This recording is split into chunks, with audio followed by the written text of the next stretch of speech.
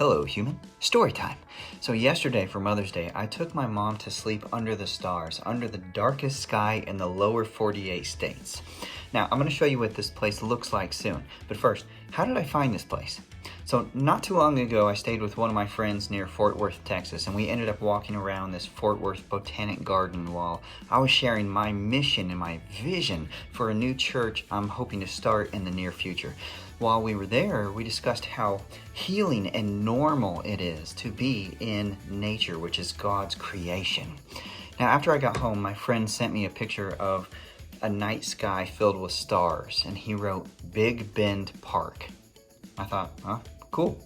Well, later in the evening, I went walking and praying, and at the end of my walk, I happened to look up and I saw a street sign that said Big Bend. So I thought to myself, I'm going to check that place out. So after doing a simple, search and research, I discovered that the summit in Big Bend, they offered these amazing stargazing domes. I had seen these domes for years. I've always wanted to use one of these so I could sleep under the stars. So why not now? Why not take my mom for Mother's Day? So here's what the place looked like.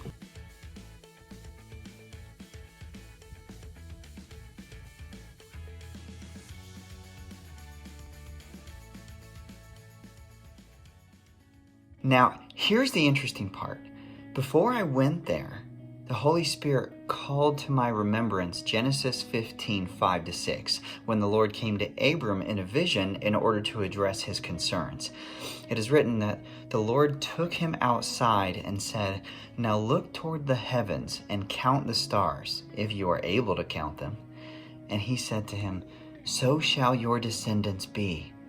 Then he believed in the Lord, and he reckoned it to him as righteousness. Now, how does all of this apply to what I experienced last night? While looking at the stars, I wasn't able to see as many stars as I had hoped to see, because the moon's light was so bright that it actually restricted the amount of stars that I saw. And as much as I wanted to stay up late and look at all the stars, I wasn't able to keep my eyes open, and I eventually fell asleep. However, my mom woke me up at around 4 a.m. to show me that the moon had gone over the mountain. It was pitch black, and we could see a lot of stars.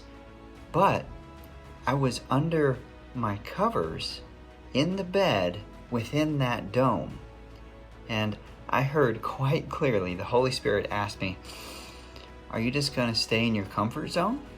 Are you just going to stay in your little bubble? Or are you willing to leave your comfort zone and allow me to show you what you can't see from inside your bubble?"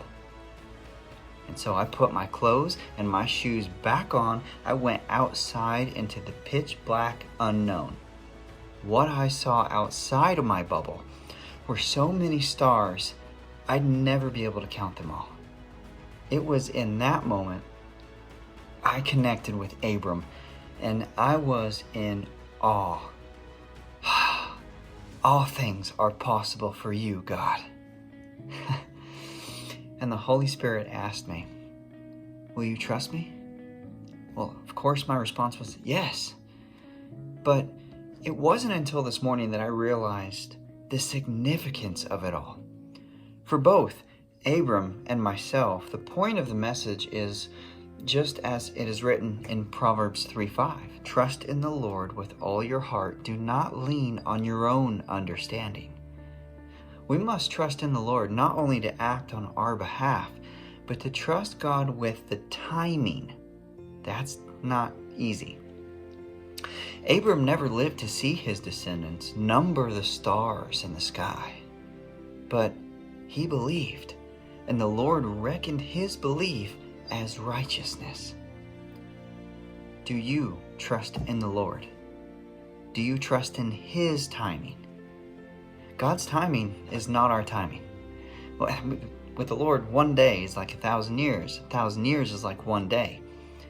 Listen, if God has given you a vision that is for an appointed time, it may seem slow, but wait, it will surely come. But God is working in our waiting. Wait for the Lord. Be strong. Let your heart take courage. Yes, wait for the Lord.